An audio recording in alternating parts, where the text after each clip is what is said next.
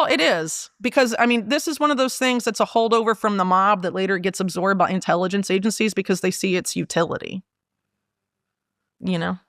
So if we see someone rich, famous, Knowing successful, who, knowing information, the blackmail information, the CIA, that's intelligence to them.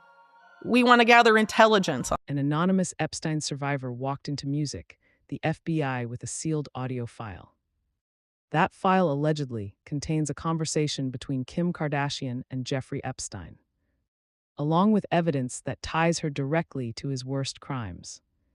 The FBI has it right now. They are running an authenticity check as we music speak. No official statement has been made, no denial, no confirmation, and just silence. And here is what makes that silence so loud. Insiders have been whispering about this for years. Not one person, multiple people. The question was never whether the rumors existed. The question is why nobody investigated them until now. Music, so the only real question left is who breaks first. The FBI, the Kardashian machine, or the next survivor who finally decides to walk through the door. Bar exams 3 months away. Music, do you feel nervous about the bar? Yeah, I'm not ready yet. I am feeling a little bit overwhelmed. What's? Someone from prison music was like, this person put a hit out on your life. Music, that's better than the dog ate my homework. Let me stop there for a second, because that last part matters more than people realize. In cases like this, once one person comes forward, others usually follow. Music, that is not speculation. That is what happened with Epstein the first time. That is what happened with the people around him. Music, someone breaks the silence, and suddenly everyone who was too afraid to speak music realizes they are not alone. So, when I say the question is whether another survivor is already talking music to federal agents right now, that is not me being dramatic.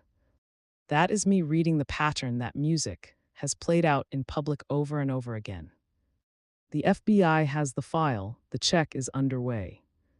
And somewhere music, out there, someone else is probably deciding whether to pick up the phone. And when it came to Maxwell, music, it was about the idea like they would bring these girls in. And then they would have them recruit other girls. And that music was kind of the network that was being built up.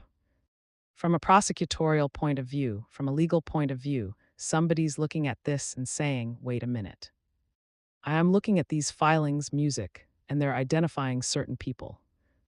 And they're redacting certain other people, and they say, there's not enough evidence to charge this person.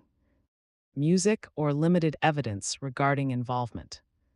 What does that mean? Music, so for a layperson now. Here is where this story stops being a typical celebrity scandal music and becomes something the Kardashians have never faced before. The family has survived everything: bad marriages, public feuds, lawsuits, cultural backlash after cultural backlash. They did it by turning every music single crisis into content. Every fight became a storyline. Every scandal music became a Hulu episode. Every awkward moment got reframed, repackaged, and monetized. That is their superpower, but music and Epstein connection is not a divorce. It is not a fight with a baby daddy. It is not a tone-deaf social media post. It is music proximity to a convicted trafficker, and there is no way to spin that into a redemption arc. You cannot music sit on a couch and explain that one away. You cannot build a season finale around it. Their entire survival mechanism. The machine that has made them invincible for nearly 20 years. May be completely useless against this. And I think they know it. No, I know, music, I know. And sometimes I feel like what he's really trying, like he was like, oh, I'm $53 million in music debt, or that whole thing, and I'm like. What he was trying to say was that's what he's done to spend on his clothing music line over the last 15 or 20 years. Whatever it's been. But it comes out not exactly the right way, and then people get it misconstrued.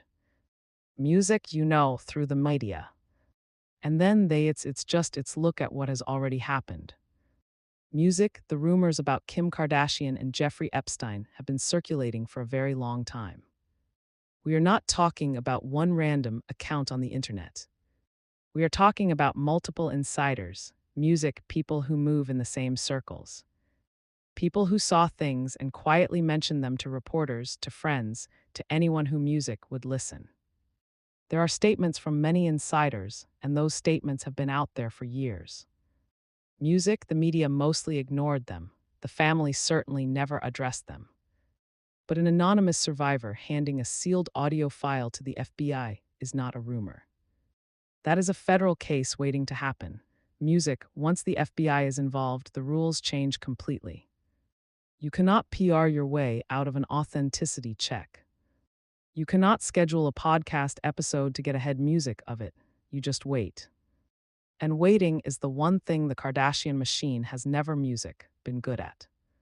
And I think these things like Epstein, and there's probably a bunch of other similar operations that are being run, they provide you with like a really good time. Music, or maybe you're a high-profile, extremely wealthy individual. And music, it's hard for you to get hoes. And some guy tells you, hey, we've got everything covered, you know. You come to my island, nothing, you know.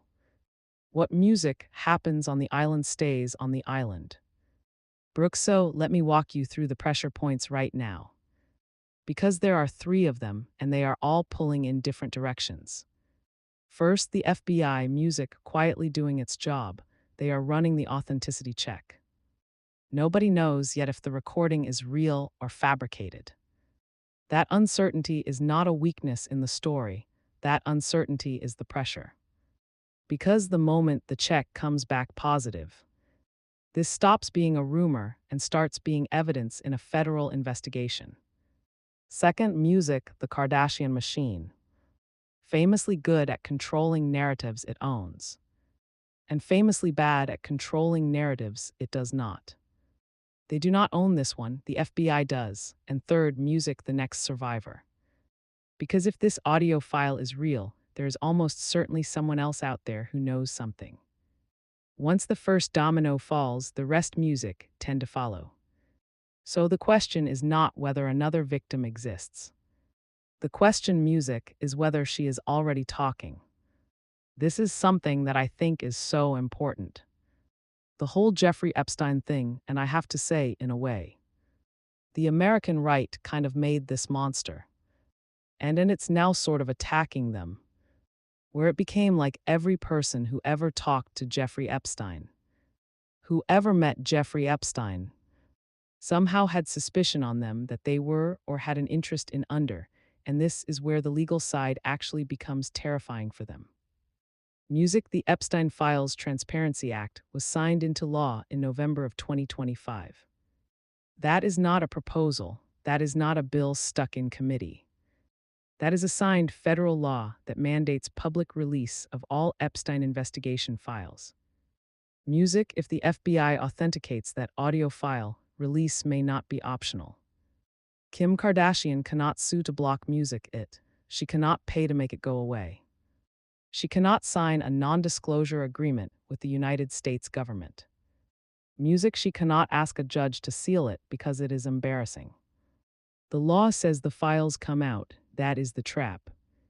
That is why this story is different from every other scandal she has ever faced. She has no exit, she has no off-ramp. She can only hope the file is ruled a fake. But even that might not save her. Here is the ugly part nobody wants to say out loud. Long before the FBI finishes its music check, the public has already made up its mind. That is how this works now. The court of public music opinion does not wait for evidence.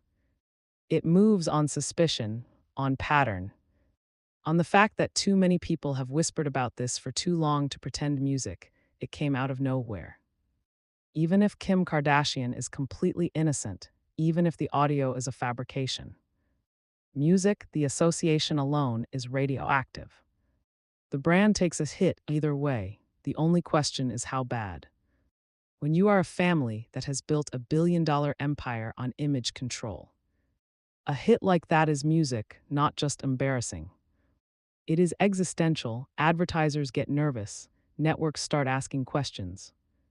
Music endorsements get reviewed. Once that process starts, it is very hard to stop. That the Bureau of Prisons gets to decide. The Bureau of Prisons is run independently from music, the FBI, from the U.S. Attorney's Office, from the judiciary. And who knows where the person's going to go? That's just how it happens.